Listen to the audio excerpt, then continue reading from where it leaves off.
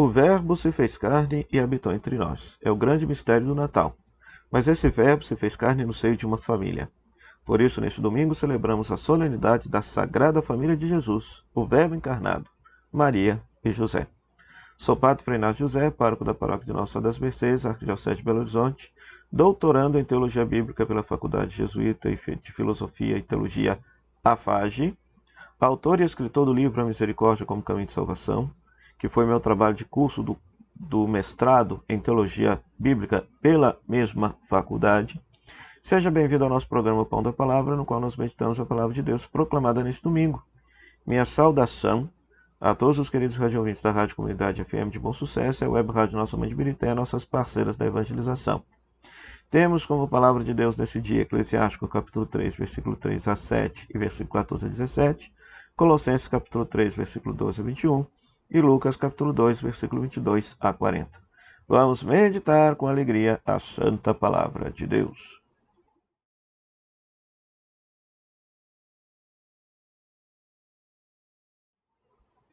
Pois muito bem, e sempre recordando, se é a primeira vez que você está passando aqui no canal, então por gentileza, deixe o seu like, se inscreva no canal, ative as notificações, deixe o seu comentário e compartilhe com todos aqueles que gostam de meditar a palavra de Deus, para que este canal possa ir ganhando mais audiência e esse conteúdo bom, bacana, possa ser alcançado, possa ser distribuído para mais pessoas.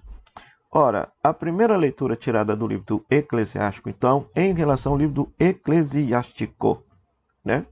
O livro de Eclesiásticos está presente somente na Bíblia católica, né? A Bíblia protestante não consta desse livro. Por quê? Porque este livro foi originalmente escrito em grego, né? E ele faz parte da Septuaginta. Portanto, a Igreja Católica o considera como inspirado, ao passo que a tradição protestante não. Então, este livro de Eclesiástico, ou em algumas Bíblias chamado livro de Sirácida, porque o seu autor é Jesus ben Sirac, este livro traz as regras para a vida familiar.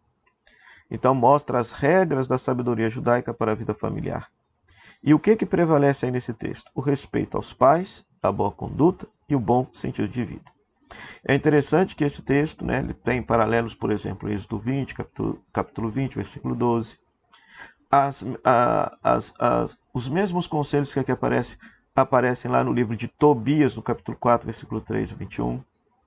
Aparece também em Efésios, capítulo 6, versículo 1 a 3. Né?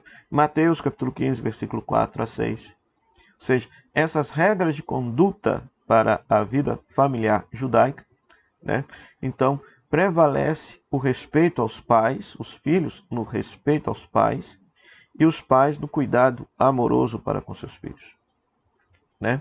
É interessante que o Verbo se fez carne numa família que vivia isso. Então, de certa maneira, é uma conduta santificada, consagrada pelo Verbo de Deus.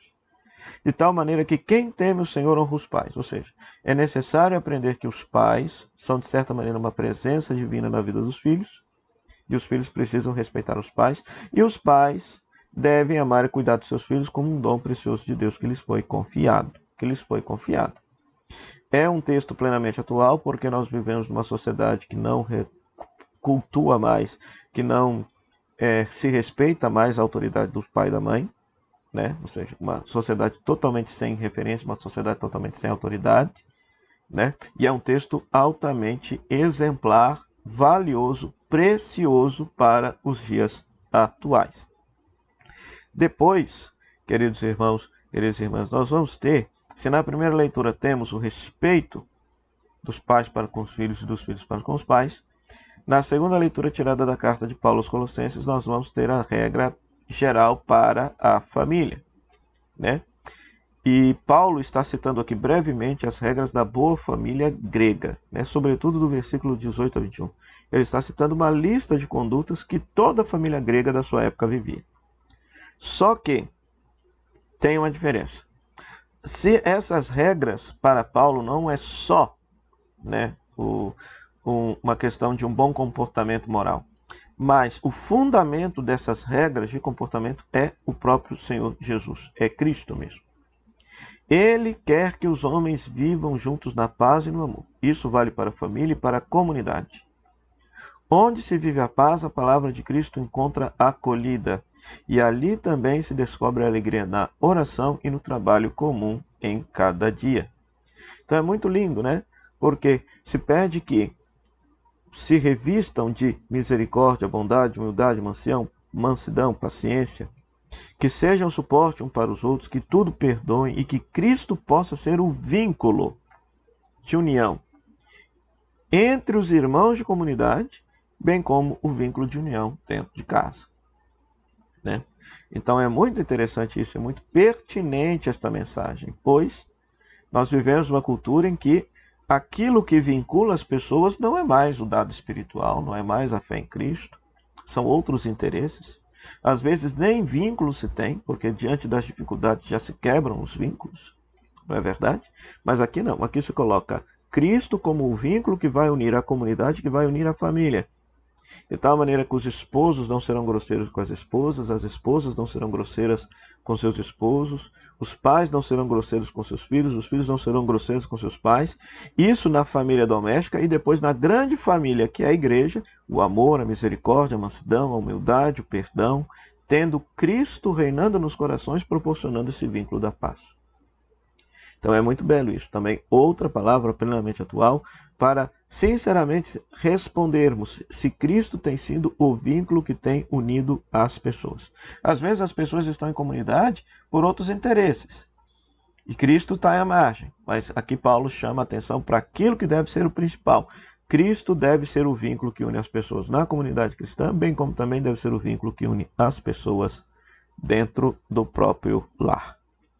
E, por fim, nós vamos ter o Evangelho de Lucas, capítulo 2, versículo 22 a 40, que é o texto conhecido como a apresentação do menino Jesus no templo de Jerusalém e a profecia de Simeão, né? Então é interessante nós sabermos uma coisa.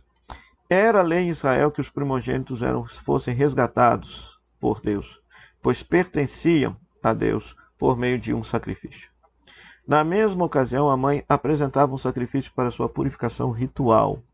Os pais de Jesus se submeteram a esses costumes judaicos. Nessa ocasião, Ana e Simeão dão testemunho de que Jesus não é libertado por Deus, mas por ele, ao contrário, ou seja, Cristo pertence a Deus de um modo todo especial.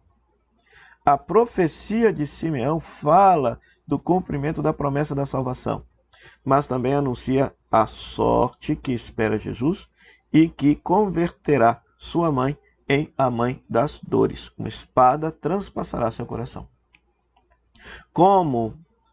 Da mesma forma como as palavras dos pastores, ela guarda tudo isso em seu coração. No final, segue uma notícia sobre a infância de Jesus no lar de Nazaré. O menino cresce em sabedoria e estado de graça diante de Deus e diante da comunidade. Então é um texto muito belo, porque mostra o resgate do menino, ou seja, todo primogênito, o primeiro filho, deveria pertencer ao Senhor, era consagrado. Primogênito aqui não significa que Jesus teve, vamos dizer assim, irmãos, filhos de Maria, ou seja, os evangelhos falam que o único filho de Maria foi Jesus. Então isso não nega que Jesus tenha tido parentes ou irmãos por parte de pai, por parte de um primeiro casamento do pai, José, né? Conforme São Jerônimo, por exemplo, justifica os irmãos de Jesus nos evangelhos. Mas é muito interessante, por quê? Porque levam a Jesus para cumprir a lei judaica, para ele ser resgatado pelo Senhor, mas no fundo ele é o resgate do próprio povo de Israel. Porque ele é que haverá de salvar o povo todo dos pecados. Ele que haverá de salvar toda a humanidade, redimir toda a humanidade. Aquele que foi levado para ser resgatado, no fundo é o resgatador. Ele se submete à lei de Israel, para quê? Para superar com a sua própria vida a própria lei de Israel. Então, qual que é o exemplo bonito que esse texto aqui nos dá? A família de Nazaré é uma família que tem a Deus no seu centro. Por quê? Porque é uma família que cumpre a religião, pertence à religião, pratica a religião. Então é muito interessante perguntar-nos qual é o papel da religião nas nossas famílias. Porque nós vivemos numa cultura consumista, numa cultura capitalista, numa cultura que não valoriza a experiência de fé, ou melhor dizendo, que traduz ou que transforma a própria experiência de fé numa experiência consumista, numa experiência capitalista.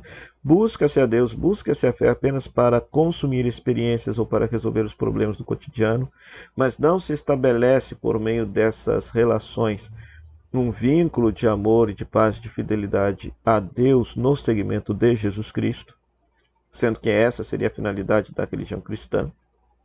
Né? Então é muito interessante tudo isso. Pensar essa realidade, né, a partir de nossas famílias. Ou seja, a família de Nazaré tem Jesus no centro, por quê? Porque é uma família que pratica a fé. Então, como que as nossas famílias têm praticado a fé? Será que Deus, de fato, está no centro da nossa casa, no centro de nossa família, ou no centro de nossa casa e de nossa família estão outras realidades? Então, a festa da Sagrada Família, portanto, é uma consequência do mistério da encarnação. O Verbo de Deus se fez carne e habitou entre nós, mas esse Verbo se fez carne no seio de uma família, que é a primeira célula da sociedade. Então, que essa festa possa nos ajudar a perceber também Deus presente, Deus encarnado nas histórias, vicissitudes, alegrias e tristezas de nossas famílias.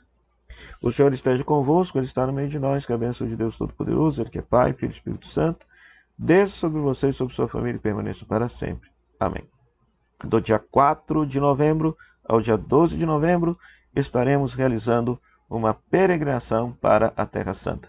Maiores informações com Kelly Mello pelo telefone 035 99845 6167. Venha, eu terei a alegria de ser o seu diretor espiritual nessa peregrinação para a Terra Santa em novembro do ano que vem, do dia 4 de novembro ao dia 12 de novembro. Interessados, entrem em contato aí com a Kelly Mello. Meu muito obrigado à Rádio Comunidade FM por esse espaço, à Web Rádio Nossa Mãe de Birité também por esse espaço, por termos pregado a palavra de Deus, e a você, querido rádio ouvinte internauta, pela sua audiência. Até o próximo programa, o Pão da Palavra, se Deus quiser. Tchau, tchau.